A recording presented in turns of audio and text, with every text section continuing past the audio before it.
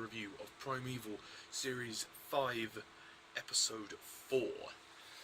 So, the basic plot of Episode 4, Series 5 of Primeval is that Connor and Philip have made a man-made anomaly, and Matt and the rest of the team, after hearing the detector go off, they interrogate Connor about it, and then once that's done, these little beetle things come through it, and you know, Jess gets bitten. They have to try and cure her, and the team are stuck in the Ark to try and deal with the infestation. And once they deal with that, Connor goes to Prospero and discovers that Philip has built a gigantic version of the machine that Connor developed in the lab. So, yeah, that's really it. There's nothing else to say. So, episode 4, again, another dull, boring episode that doesn't do anything. It's probably one of the better episodes of this series, but given this series, that doesn't say much. I mean, I like the idea that, you know, the team are secluded in the Ark. That's quite a nice idea. We've never had a full episode set primarily in the Ark, not from what I can remember. So that's quite good. But I just think the creatures in this, these beetle things, they just don't do anything for me. They're just pretty bug standard. I mean, well, bug standard. They're just pretty basic, generic. There's nothing unique about them. They're just basic. That's, you know, they. Correct me if I'm wrong. I thought everything creature-wise was prehistoric, but they didn't seem prehistoric to me. But I'm no expert. They just weren't compelling for me. The characters.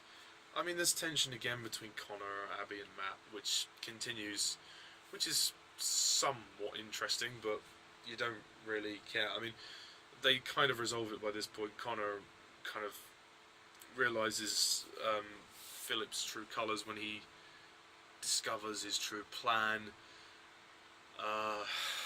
But again, by this point, you're just so bored by this story that you don't care anymore. The performance is same as always. Andrew Lee Potts gives a great performance. He's the one that's really giving it some all. Ruth Kearney gives a particularly great performance this time around as Jess, who has to act as though she's as though she's allergic to insect bites and she's paralysed or something. You know, she gives that off quite well. Becca makes a return here. He gets a bit more to do, so that's good. That's always nice. Abby, again, Hannah Spearritt, she just doesn't care anymore. She just looks like she has absolutely had enough, given up on the show, can see that it's not going anywhere, and she's just so depressing in her performance. She used to be full of life.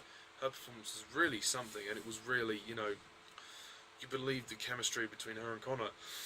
Now, I don't. You believe it from Connor's end, but not from her end. You just feel that she doesn't care anymore, and it's a shame. It's a real shame, because she was really a good character back in the first 3 series, but now I don't care. Like, she doesn't care, so therefore I don't care.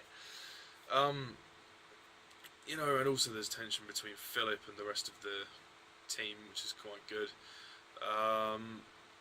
But ultimately, this is really just a filler episode. It's just a bit of fun, you know. Most of Series 5 is filler, actually, to be fair. And, you know, when they fight the little bug thing, so there's some good action and stuff. And Emily gets involved as well. I mean, they have to use Emily now that they've brought her back, so she, of course, gets involved in everything that goes on, and yeah, you know, I don't care anymore. Like, past caring about the show now. I really am.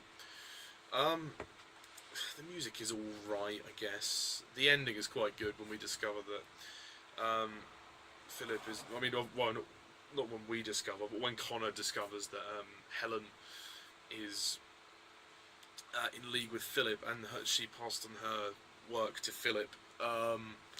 We hear a voice recording, a voice cameo from Juliet Aubrey, saying a line like, "This is the future Philip," you know, blah blah blah blah. So that's quite interesting. But it's not really so much a revelation for us, the audience, because we already know that Philip is in league with Helen. But it is for Connor, so you know that's quite interesting, and I like that Connor's loyalties change towards the end, and he realises that he's been working for the bad guys. So it's a nice way for Connor to sort of just sort of snap out of it. But to be honest, other than that, there's not really much else that happens. It's that episode where not much really happens. I mean, like most of the episodes in this series, not much happens, and it just becomes boring. There's no character development whatsoever. I mean, there's tension between the characters, but, well, not much. Yeah. Overall, there really isn't much to say about this one. Really isn't. The camera work is quite interesting, I would have to say, with all the Dutch angles. They do use a lot of them this time. Like I said, some of the ideas are good, like them being in the Ark for that amount of time. That's quite nice, but really there's nothing. This episode does nothing for me. It doesn't offer much. It's a bit more fun, I suppose. It's a bit more fun than some of the others. That doesn't say much, because most of the episodes in Series 5, if not all of them, are pretty dull. So it offers a fair amount of excitement, but ultimately not much, really, nothing whatsoever.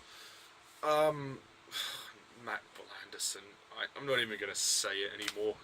He's just so crap. Anyway, I am going to rate episode 4. I'll give it a 5 out of 10.